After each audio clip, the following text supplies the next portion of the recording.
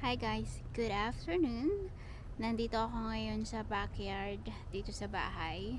Tapos meron kami ditong parang duyan siya. So magduduyan-duyan lang ako dito habang may ikukwento ako sa inyo. Alam niyo ba, bumili na kami ng bagong bangka. And I'm so heartbroken. Alam niyo ba kung bakit? I'll tell you the story why. Tinanong ko si Alex kung pwede ba akong mag-vlog, kung pwede ko ba siyang i-film. Tapos sabi niya, yeah, sure. So I was like, I'm excited because I'm gonna film it. And then that day, I've been filming the videos. So I have a lot of videos that I filmed. So one night, nag-clean ako ng mga storage ko. And then, yung videos pala is nasama doon. Yung nagkuha kami ng boat. Kasi ang akala ko, tapos ko na siya and na-edit ko na siya, na-download ko na siya, na-upload ko na siya. So, dinelete ko siya sis. And pag delete ko, pumunta pa ako dun sa recently deleted. Dinelete ko pa rin siya kasi kailangan ko din ng storage sa phone ko. So, okay na 'di ba? Na-delete ko na lahat. And then yung sa SD card, after ko din ma-delete nung sa SD card, ni-format ko siya. I'm so stupid. I don't know why I do that. So, ni-format ko ang aking SD card. And then, after ko siyang ma-format, nag-film na ako ng panibagong videos. So, ang dami ko ding videos na na-film na bago.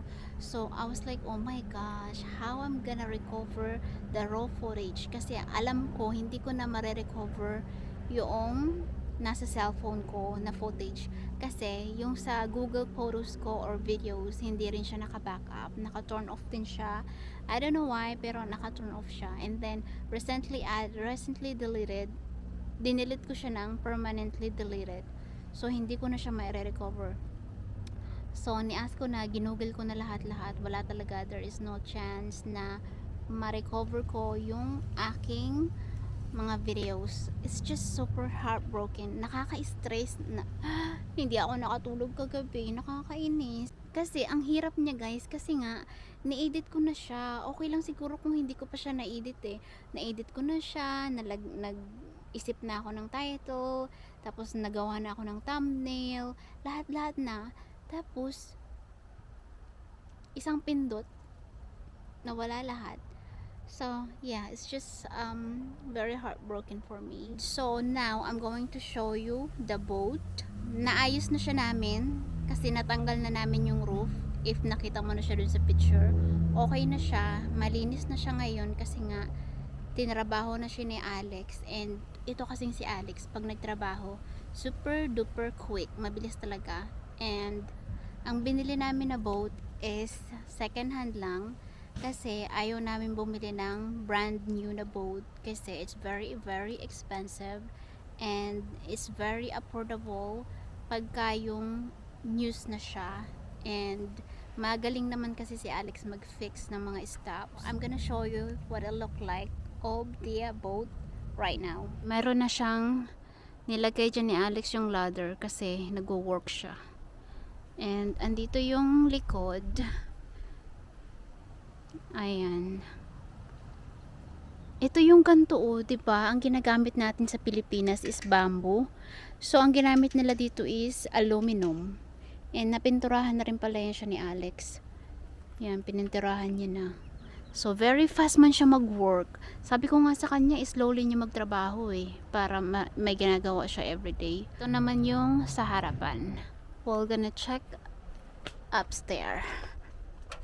Wala naman siya masyado pang makikita dito kasi nga inaayos pa siya.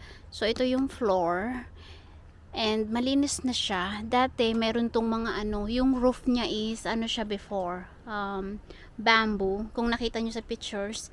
And then mayroon din dito mga bamboo, ni-clean lang siya namin. So ito mayroon ditong upuan and lagayan siya dito ng storage, so yung para sa mag-abante siya. And dito siya, pag mag-drive ka dito ka upo. Meron din niya siyang kasamang upuan, inalis lang siya namin temporarily. So ito lang naman yung itsura niya, maliit lang siya. And ganyan ni Alex ng solar.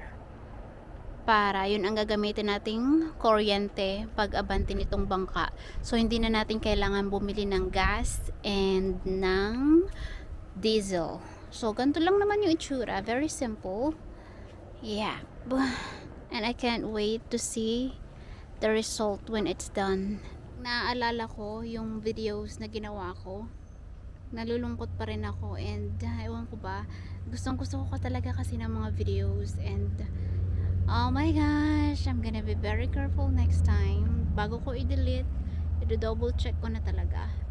And yeah, so yun lang yung vlog natin guys. Gusto ko lang siyang sabihin sa inyo na nakabili na tayo ng bangka, kasi mayroon ako mga upcoming videos about dito sa boat.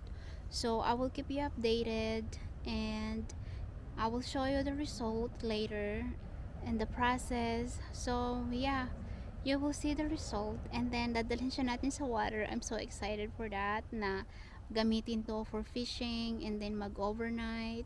So yeah, I can't wait. So thank you guys for watching. I hope to see you soon again. Bye bye.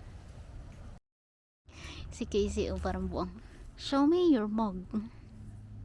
Look at the doggy, it's so cute. Show me your teeth. Casey, show me your teeth.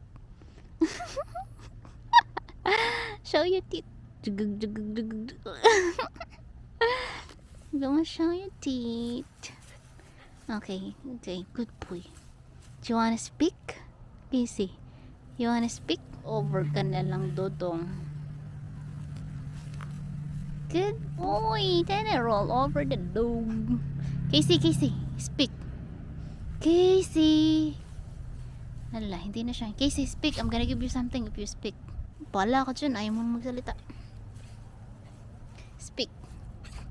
Speak. Say yummy. Yum. Yum. Yum. Yum, yum. Yum, yum.